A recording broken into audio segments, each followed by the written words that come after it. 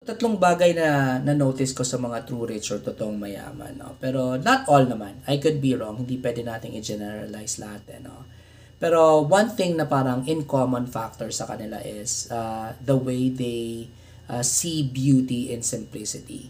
So, katulad ng mga damit nila, no? Most of the old money rich, hindi sila masyadong nagsusuot ng mga sobrang sumisigaw na mga branded, no? Or mga brands, di ba? Sometimes plain shirt lang, plain jeans, tapos shoes and a watch.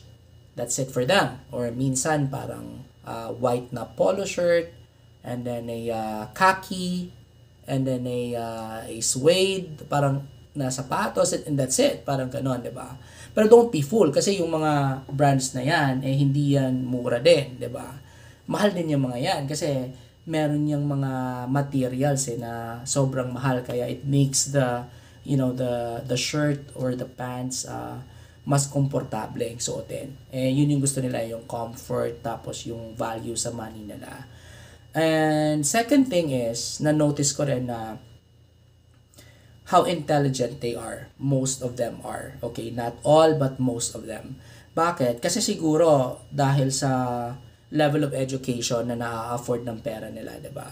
So as much as we want to, kung tayo mga middle class, if we don't have the means or the money for it, we really cannot enroll ourselves sa mga top of the line schools which can offer top of the line education, 'di ba?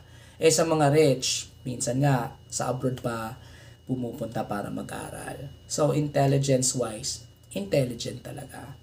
And lastly, the way they handle confidence, 'di ba? Confidence, yung sa mga, not all again, kasi meron din naman yung mga overconfident Pero in a way, usually you can see it sa mga old na mga rich people, or yung mga old money rich din, is they have this sense of confidence na hindi siya hambog. It's just that they know who they are, and they know what they are capable of, and they know that they have nothing to actually to show to people para to get their approval. So parang they're confident in a way na nagsha-shine sila kasi nga kilala nila yung sarili nila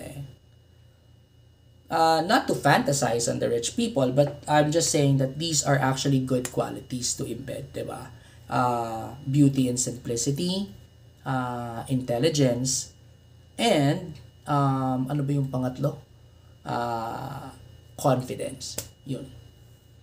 Yun lang.